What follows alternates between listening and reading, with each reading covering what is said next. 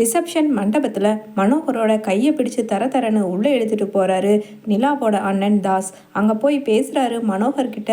அப்பா, தேவையில்லாமல் இவ்வளவு பெரிய செலவு பண்ணி இவங்களுக்கு ரிசப்ஷன் ஒரு கேடா? நான் தான் ஆரம்பத்துலேருந்து இது வேண்டாம் வேண்டாம், எப்படியோ அவள் போய் தொலைஞ்சிட்டா, அவனை தான் கல்யாணம் பண்ணணும்னு ஒத்த காலில் கல்யாணம் பண்ணி தொலைஞ்சிட்டா. அப்புறம் எதுக்குப்பா இந்த செலவு பண்ணி ரிசப்ஷன் எல்லாம்னு சொல்லி அவளை ஒட்டு மொத்தமாக தலை மூழ்கிட்டு திரும்பி பார்க்காம இருக்க சொன்னேன்லப்பா அப்படின்னு சொல்லிட்டு தாஸ் பேசுகிறாரு. உடனே அங்கே மனோகர் சொல்கிறாரு, டேய், உங்ககிட்ட எத்தனை வாட்டி சொல்கிறது, நாம் அந்த ப்ராஜெக்டை நல்லா படிக்க முடிக்கணும்னா நிலாவோட கையெழுத்து இல்லாமல் முடிக்க முடியாது. என்ன பண்ணுறது, என்னோட அப்பா, அதான் உன்னோட தாத்தா உயில் அப்படி எழுதி வச்சிருக்காரு. என்னதான் இருந்தாலும் என்னோட பேத்திக்குத்தான்னு சொல்லி, அப்படி இருக்கும்போது இப்போ நம்ம குடியிருக்கிற வீடு கூட அவளோட கையெழுத்து இல்லாமல் தொடர்ந்து இருக்க முடியாது.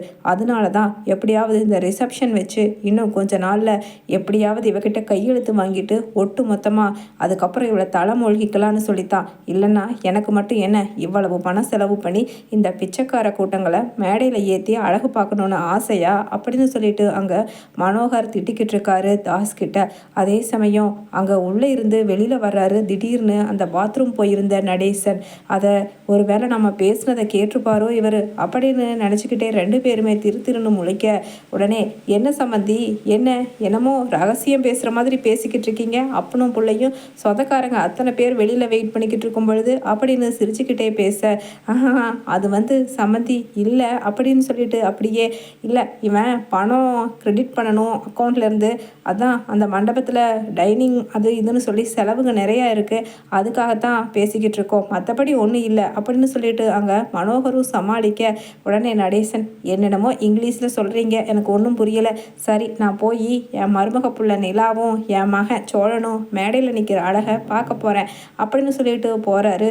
உடனே கொஞ்ச நேரத்தில் நான் பயந்தே போயிட்டேன்ப்பா, எங்கே இந்த பரதேசி பையன் கேட்டுட்டானோ நாம் பேசினதானே, அப்படி மட்டும் கேட்டிருந்தா நிலா காதுக்கு போச்சு, அதுக்கப்புறம் நம்ம பிச்சைக்காரங்க இருப்போம், அதனால தான் பார்த்து எந்த இடத்துல எப்படி பேசணுங்கிறது அப்படின்னு மனோகர் அங்கே அறிவுரை சொல்கிறாரு தாஸுக்கு.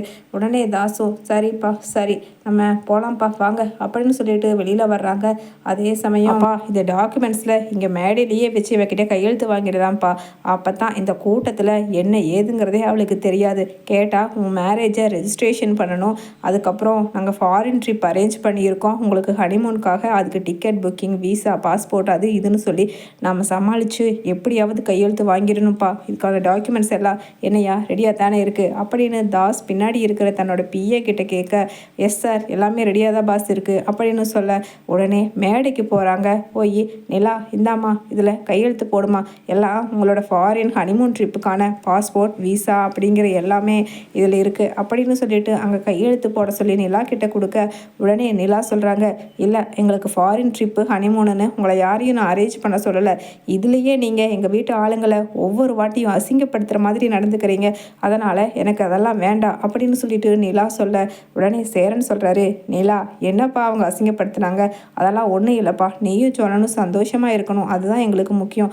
போட்டு கொடுப்பா கையெழுத்த அப்படின்னு வழக்கம் போல் சொல்ல, உடனே சோழனும், என்னங்க ஃபாரின் ட்ரிப்பா, நான் போனதே இல்லைங்க, அதுக்கு பணம்லாம் நிறைய செலவாகும் தானே அப்படின்னு சொல்லிட்டு சொல்ல, உடனே நிலா சொல்கிறாங்க, இல்லை சோழன் நாமளும் போகலாம், ஆனால் இன்னும் கொஞ்ச நாள் கழித்து நம்ம சம்பாதிச்சு குடும்பத்தோடு போகலாம், இந்த ஆள் கொடுக்குற பணத்தில் நம்ம போகக்கூடாது அப்படின்னு நிலாவும் சொல்ல, உடனே தேன்மொழி வந்து சொல்கிறாங்க, என்னம்மா நிலா, அப்பா ஆசாசியாக உங்களுக்கு ஏற்பாடு பண்ணியிருக்காருல்ல, போயிட்டு வாங்கம்மா அப்படின்னு சொல்லிட்டு சொல்ல, நடேசன் என்னமோ கையெழுத்து நிலா கையெழுத்து இருந்தால் தான் அது நடக்கும்னு சொல்லி உள்ளே பேசிக்கிட்டு இருந்தீங்களே அதுவா அப்படின்னு சொல்லிட்டு யதார்த்தமாக கேட்டுடுறாரு.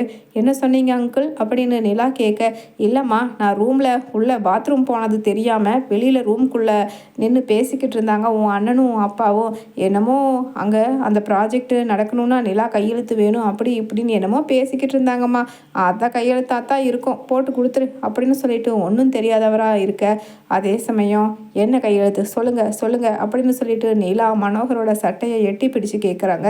அதை நான் சொல்கிறேன் அப்படின்னு சொல்லிட்டு அங்கே வெளியிலிருந்து உள்ளே வர்றாங்க பாட்டி ஒருத்தங்க, மனோகரோட அம்மா அவங்க வந்து நிலா கிட்ட சொல்கிறாங்க, இதை பாருமா, உங்கள் தாத்தா அங்கே இருக்கிற கிரானைட் மலை இருக்கிற தோட்டத்தை உன் பேரில் தான் எழுதியிருக்காரு, அதை மட்டும் நீ கையெழுத்து போட்டு இவங்க கிட்ட கொடுத்தேன்னா அதுக்கப்புறம் திரும்பி கூட உன்னை பார்க்க மாட்டாங்க. இப்போ ரிசப்ஷன் வைக்கிறதெல்லாம் உன் மேலே இருக்கிற பாசத்துக்காக இல்லைம்மா, எப்படியாவது அதை உன்கிட்ட இருந்து கையெழுத்து வாங்கிடணுங்கிறதுக்கு வேண்டிதான். அதனால தான் இப்போ என்னை கூட அந்த உண்மையை தெரிஞ்சுக்கிட்டு நான் வெளியில் சொல்லிடுவேன்னு சொல்லி அடைச்சி வச்சுருக்காங்கம்மா அப்படின்னு சொல்லிட்டு அங்கே பாட்டியும் சொல்ல, உடனே அட பாவமே அப்படின்னு வாய் மேலே கை வச்சு நிலா, இனிமேல் உங்களுக்கு கையெழுத்து போட்டு கொடுக்கறதா இல்லை அப்படின்னு சொல்லிட்டு சொல்கிறாங்க.